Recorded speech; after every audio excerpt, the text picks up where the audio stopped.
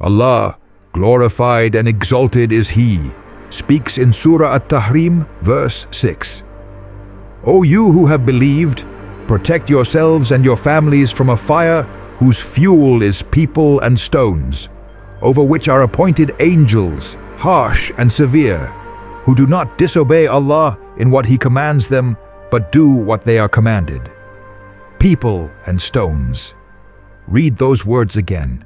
Not wood, not oil, not ordinary fuel that burns and is consumed and eventually runs out. People and stones. This is the first image the Qur'an gives us of Jahannam, and it is not given to entertain or to frighten without purpose. It is given because the human soul, left to its own comfort, will always choose the easier thought. It will always find a reason to delay, and the Qur'an does not allow that delay to go unchallenged. Jahannam is real. It exists right now. It is not waiting to be created on the Day of Judgment. The Islamic tradition tells us that it already exists, breathing, expanding, waiting. The Prophet Muhammad, peace and blessings be upon him, described it as something that was complained to Allah about its own intensity. So fierce was its hunger and its heat. It was given permission to breathe, and that breathing is what we feel as the scorching winds of the world. This is not mythology. This is the testimony of the most truthful human being who ever walked the earth. Now imagine standing at the edge of something that has no bottom, not a cliff over a canyon, where eventually the eye finds rock and shadow and a resting place, but an edge where the darkness goes down and down and down without ever arriving anywhere. The Prophet, peace and blessings be upon him, described in an authentic narration that if a stone were dropped into Jahannam, it would fall for 70 years before reaching its floor. 70 years of falling. 70 years of descent through heat and darkness and the sound of roaring that the Qur'an itself describes as almost a living thing. Surah Al-Mulk, verse 7 and 8, tells us, when they are thrown into it, they hear from it a dreadful inhaling while it boils up. It almost bursts with rage. Almost bursts with rage. The Qur'an is describing Jahannam as something that feels, something that is not passive, something that receives its inhabitants not with silence, but with a sound like the universe tearing at its seams. The word used in Arabic for that sound carries within it the image of a wild animal pulling breath before it strikes, and the people being thrown into it hear that sound before anything else. That is the welcome. That is the opening moment of an eternity that has no exit for those who arrive without repentance and without mercy. But who arrives there? This is the question that transforms this narration from distant horror into something personal. Because the Qur'an does not describe the inhabitants of Jahannam as monsters or as a different species of human being. It describes them as people who made choices, people who were given life, given intellect, given the capacity to believe and to act and to turn back, and who used that gift in a particular direction. The arrogant, the unjust, the hypocrite who wore the face of faith in public and abandoned it in private, the one who mocked truth when truth was offered to them, the one who knew and chose otherwise. Surah An-Nisa, verse 145 states, indeed, the hypocrites will be in the lowest depths of the fire, and never will you find for them a helper. The lowest depths. Jahannam is not a single chamber. It has layers descending into one another, each more severe than the last, each corresponding to the weight of what was carried into it. And the lowest depth, the furthest from mercy, the most removed from light, is reserved for hypocrisy. For the performance of goodness, without its substance. For the use of sacred language as a shield for a corrupt interior. This detail should stop every person who reads it, not because it is terrifying, though it is, but because hypocrisy is not something that announces itself. It creeps, it settles, it justifies itself in the language of convenience and survival and pragmatism. And the Qur'an places it at the very bottom of the fire. The heat of Jahannam is described in the prophetic tradition in terms that shatter every comparison the human mind might reach for. The fire of this world, the fire that burns forests and cities, and that human beings have feared since the first moment they encountered it, is described as 1/70th of the fire of Jahannam. 1/70th. Which means that everything we know about fire, every image of destruction and pain and consuming heat that our experience has given us, represents less than 2% of what that fire is.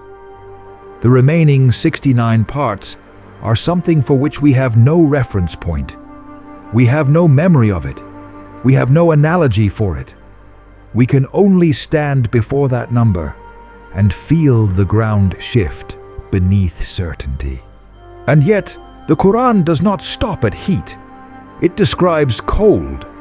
It describes a wind called Zamharir, a freezing so severe that it is its own form of torment. Because Jahannam is not simply one temperature applied without variation. It is a place of complete suffering, where neither extreme brings relief, where the soul cannot find in cold a rest from heat, nor in heat an escape from cold. The body will be restored in the next life to feel with full capacity. The Qur'an tells us in Surah An-Nisa, verse 56, that whenever their skins are roasted through, Allah will replace them with other skins so that they may taste the punishment.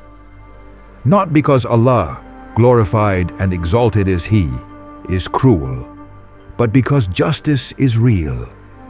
Because every action taken in this world had weight, and that weight does not disappear simply because the body that carried it grew old and stopped. There is a tree in Jahannam.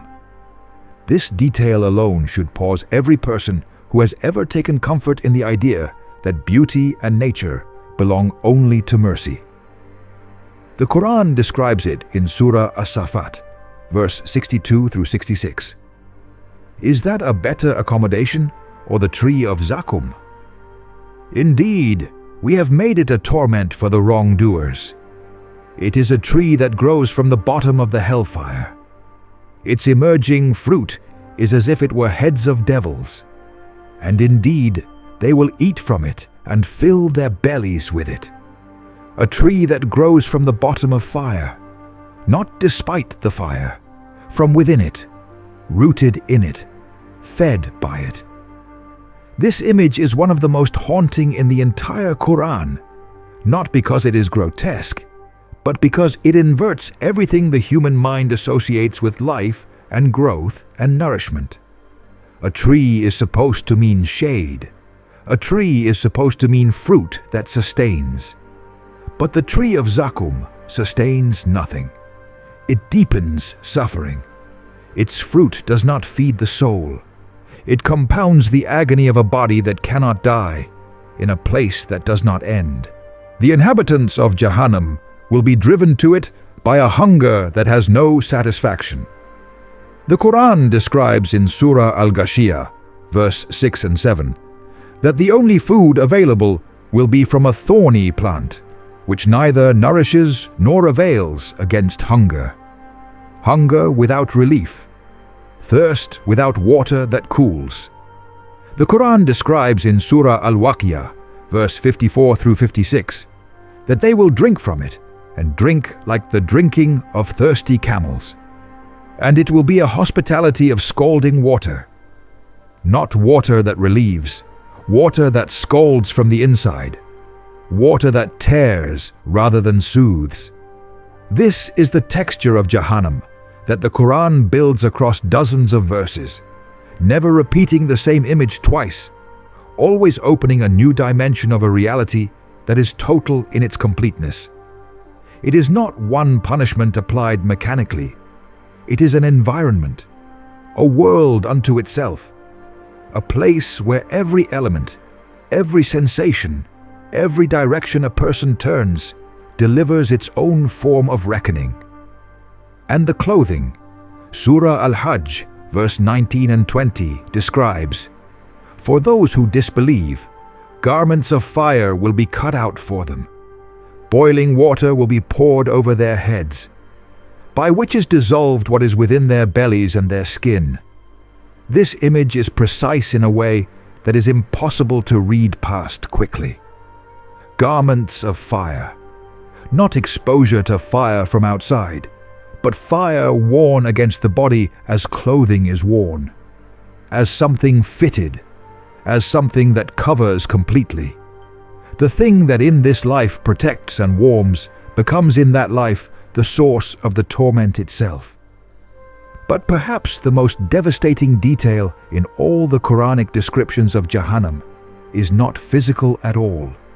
It is the moment of realization, the moment when the soul understands with absolute and irreversible clarity that the opportunity is gone, that the door it could have walked through has closed, that the repentance it kept postponing until tomorrow arrived at a tomorrow that was the day of judgment and not the ordinary morning it had imagined.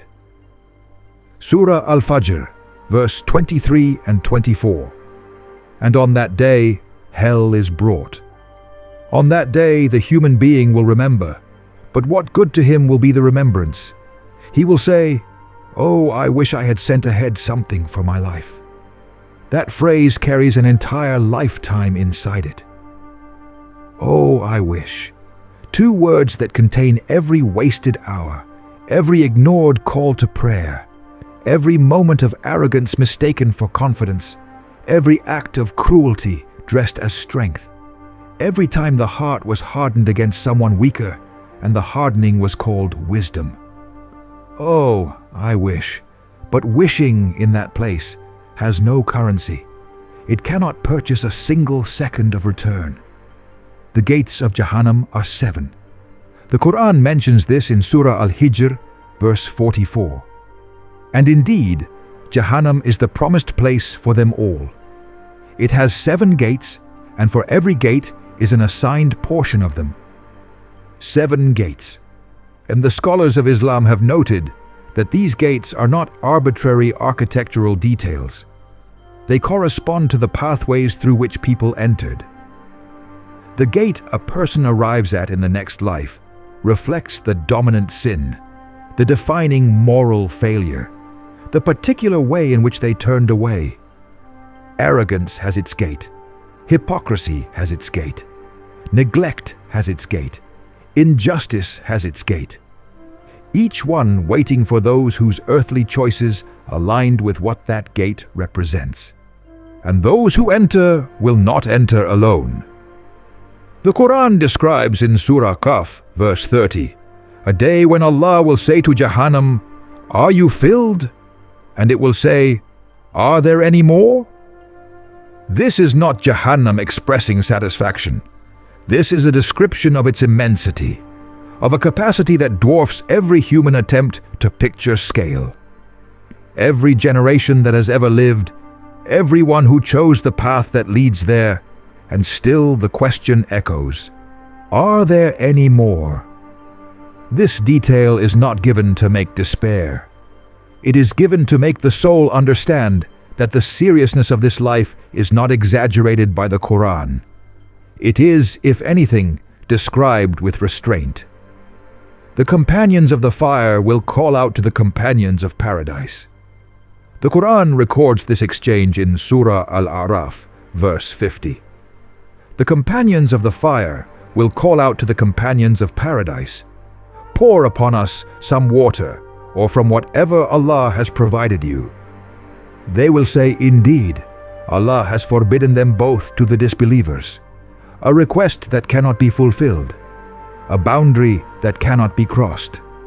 The distance between those two destinations will be not only spatial, but absolute, final.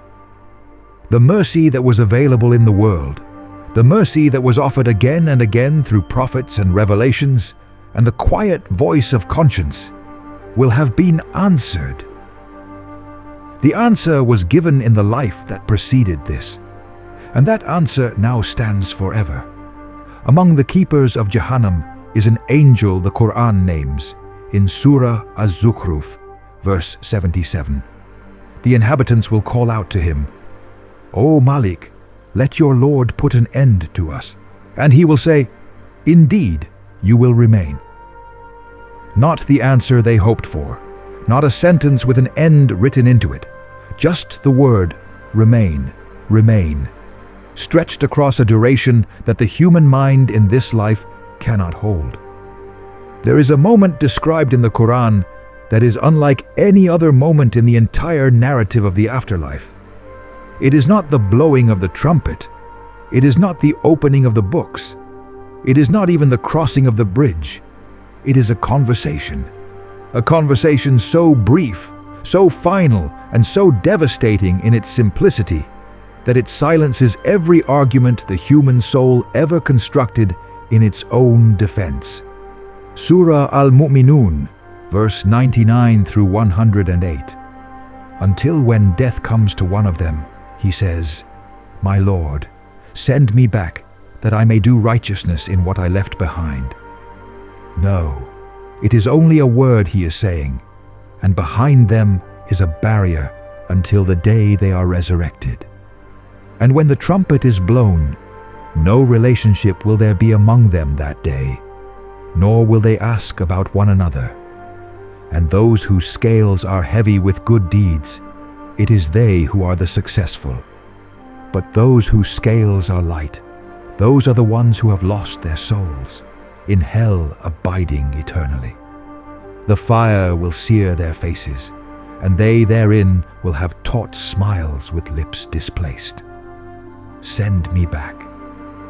These are the three words that carry the entire weight of this documentary. Not send me to paradise, not erase my record. Simply send me back. Back to the ordinary life. Back to the unremarkable Tuesday morning. Back to the moment before the final breath, when there was still time to choose differently. And the answer, recorded in the Qur'an for every generation to read, is a single word in Arabic that translates as no. Just no. The door is closed. The life is complete. The account is sealed. And what was written in it will now be read in full. This is the reality that Jahannam represents at its deepest level. It is not simply a place of physical suffering, though the Qur'an describes that suffering with a precision that leaves no room for comfortable abstraction. It is the place where the consequences of a life lived without accountability finally arrive. Where the soul that spent decades avoiding the question of its own conduct is now given nothing else to look at. Where every deflection, every excuse, every postponement is stripped away, and what remains is only the truth of what was done and what was left undone. Surah Az-Zumar, verse 24, describes those who have no shield against the punishment on the day of judgment. And Surah Al-Qalam, verse 42 and 43, speaks of a day when the shin will be uncovered and they will be invited to prostrate, but will be unable to do so. Their eyes will be downcast. Humiliation will cover them. And they had already been invited to prostrate while they were sound, but refused. The body that refused to bow in this life will not be able to bow in that moment. The limbs that were given and used and directed away from their purpose will stand in testimony against their owner. The Qur'an tells us in Surah Yasin, verse 65, that on that day mouths will be sealed, and hands will speak, and feet will testify about what they used to earn. the body becomes a witness. The skin, the eyes, the ears, all of it testifies. There is no version of events that can be presented when the evidence is the self, and the regret of Jahannam is not silent. The Qur'an describes in Surah Al-Furqan, verse 27 through 29, "And the day the wrongdoer will bite his hands, saying, 'Oh, I wish I had taken with the messenger away. Oh, woe to me! I wish I had not taken that one as a friend. He led me away from the reminder after it had come to me. And ever is Satan to man a deserter.'" The wrongdoer does not blame the universe, does not blame fate. He identifies the precise moment, the precise friendship, the precise influence that pulled him away from truth, and he bites his own hands. This image of a person biting their own hands in anguish is not theatrical. It is the Qur'an showing us the posture of a soul that finally understands what it lost and understands that the loss was not inevitable, that there were moments when it could have been different, that the path was shown, that the choice was real. There are people who will argue with their own deeds on that day. The Qur'an tells us in Surah Al-Mujadilah, verse 6, that Allah has recorded everything while they forgot it. They forgot. Not because they were deceived, but because the world was comfortable enough and the self was willing enough to let the memory fade. Every private moment of cruelty, every time the tongue was used as a weapon against someone who could not defend themselves, every transaction built on deception, every prayer abandoned not because of genuine inability, but because the bed was warmer than the floor. All of it was recorded. All of it is there, and none of it was forgotten by the one who sees. Surah Ghafir, verse 49 and 50, describes the people of the fire calling to the keepers of Jahannam, asking them to request from Allah a reduction in their punishment even for one day. And the response comes, "Did there not come to you your messengers with clear proofs?" They will say, "Yes." The keepers will say, "Then supplicate yourselves." But the supplication of the disbelievers is only in error. The messengers came. The proofs were given. The answer was yes, we received them. And after that, yes, there is nothing left to appeal. The case was made. The evidence was presented. The life was the response. But this documentary does not end in despair. It cannot. Because the Qur'an itself does not end there, and neither does the mercy of Allah. Glorified and exalted is He for the living. Every description of Jahannam in the Qur'an exists inside a book that also contains Surah Az-Zumar, verse 53. Say, O my servants who have transgressed against themselves, do not despair of the mercy of Allah. Indeed, Allah forgives all sins. Indeed, it is He who is the forgiving, the merciful. All sins, not most sins, not minor sins, not sins committed before a certain age or in a certain state of ignorance. All sins for the one who turns back with sincerity while the door remains open. And the door remains open as long as breath remains in the body. This is not a loophole. This is not a license to delay indefinitely. It is an invitation extended with full knowledge of human weakness, offered by a Lord who created that weakness and who knows what we are made of better than we know ourselves. The Prophet Muhammad, peace and blessings be upon him, described Allah's mercy in terms that the human heart needs to hear, alongside every description of divine justice. He said in an authentic narration that Allah has 100 parts of mercy. He sent one part to this world, and through that single part, all of creation shows compassion to one another, the mother to her child, the animal to its young, and 99 parts remain, reserved for the day of judgment. The fire that the Qur'an describes, the punishments that have been laid out across this narration, all of it exists within a framework of justice, administered by the one who possesses 99 portions of mercy that this world has never seen. What does a person do with this knowledge? Not the knowledge of Jahannam as a distant theological concept, but as a real destination that exists right now, that is being filled, that the Qur'an describes with specificity and weight and seriousness. What does a person do when they understand that the life they are living is not the whole story, that every hour is being recorded, that the body they inhabit will one day speak against them or for them, that the choices being made in private are the choices that will define an eternal outcome? They turn. That is the answer the Qur'an gives. They turn while there is still time to turn. They do not wait for the perfect moment of spiritual readiness, because that moment is constructed by the same self that has been avoiding accountability. They do not wait until the weight of sin feels light enough to address, because the Qur'an is clear that the weight of sin addressed with sincerity is lifted by a mercy that has no limit. They turn now. With whatever they have, in whatever condition they find themselves, with full acknowledgement of what they have done and full intention to build something different from this moment forward. Surah Al-Baqarah, verse 222.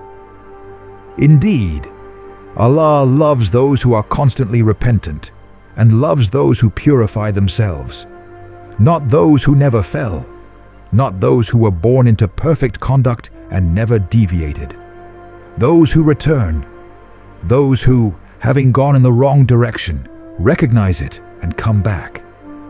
That return, that turning of the heart toward its Lord, is described in the Qur'an as something Allah loves, not merely accepts, loves. This documentary was built from the words of the Qur'an and the authentic tradition of the Prophet Muhammad, peace and blessings be upon him, not to push the viewer into paralysis or despair, but to make real what is already real, to bring close what was always close, and to offer the only question that ultimately matters. While you are still here, while the breath is still moving through your body, and the account is still open, and the door of return has not yet closed, what will you do with the time that remains? O Allah, we ask you by your beautiful names and your lofty attributes to protect us from the fire of Jahannam, to have mercy on our weakness, to accept our repentance, to purify our hearts, to guide our steps, and to grant us, by your grace and not by our deeds alone, entry into Jannah. Ameen.